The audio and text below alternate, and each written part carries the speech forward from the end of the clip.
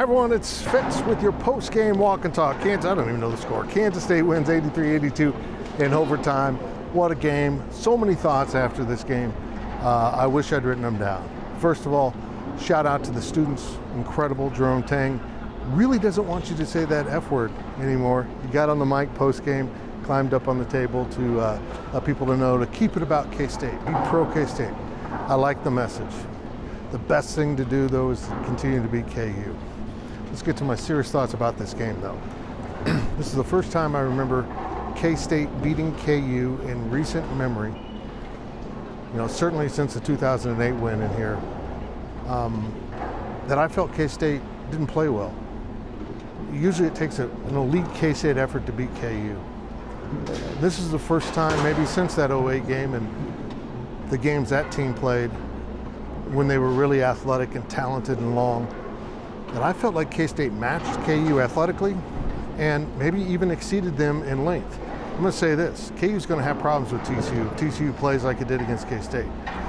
TCU's going to give them problems, but what an incredible game this was. K-State's now 16-2 and 5-1, so is Kansas. Both teams now are locked at the top. I imagine, I haven't checked the Iowa State score, but Kansas State will go to Iowa State a week from tonight. They've got Tech in here on Saturday, as they've now positioned themselves to make a serious run at the Big 12 if they want to. But what a night. Desi Sills and Keontae Johnson both with 24 points, but this team ran through Keontae Johnson throughout most of the second half into overtime. They fed the ball to him consistently, hoping to get him to the rack or draw fouls, and they weren't always able to do that, but Keontae was just enormous in this game. And then it came down to coming out of a timeout. Coach Tang drew up the alley-oop from Marquise Noel to Keontae Johnson, and the two delivered. These two have been really incredible together all season long. And, you know, Keontae didn't have a pick. He just did a little spin move to get a little bit of room, and then he just elevated over the top and got the dunk for the winning points. And K-State defensively, even though they might have had some shortcomings at times during this game, KU didn't get off a shot at the end of regulation or at the end of the overtime, as K-State first got it to overtime and then won it with the alley-oop dunk.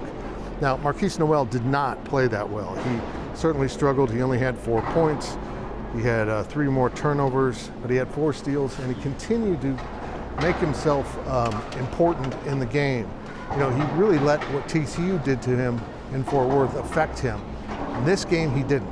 He stayed sound and on track to be able to make that big play at the end of the game. But what a gutsy, heart-filled performance by Kansas State to overcome a really, really good Kansas team. You know, look, I know fans don't like to give Bill Self crap. I think he is an absolutely amazing coach. I enjoy watching his teams play, and they're so well cut out typically at the end of games. So that's why he's really frustrated with how his team performed, not getting those points when they needed them, and K-State finding a way to keep them out of the paint, make them shoot a little bit deeper, and it really worked out well for K-State.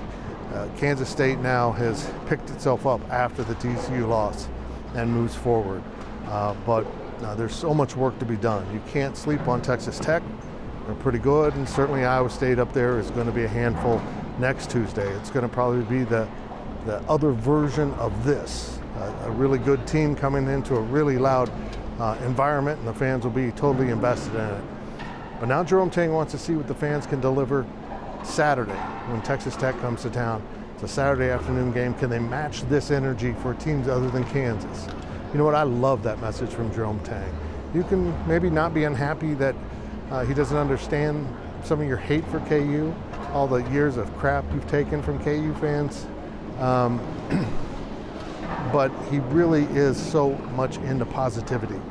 He doesn't want to be negative, and that's just who he is. And I appreciate a coach that is who he is, says what's on his mind, and then delivers on the court.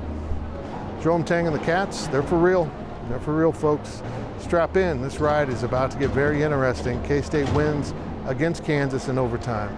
And by the way, not bad for a brand new head coach. K-State's 4-0 in overtime games. That means you know what your team needs to do, and they do it for you. That's a good coach.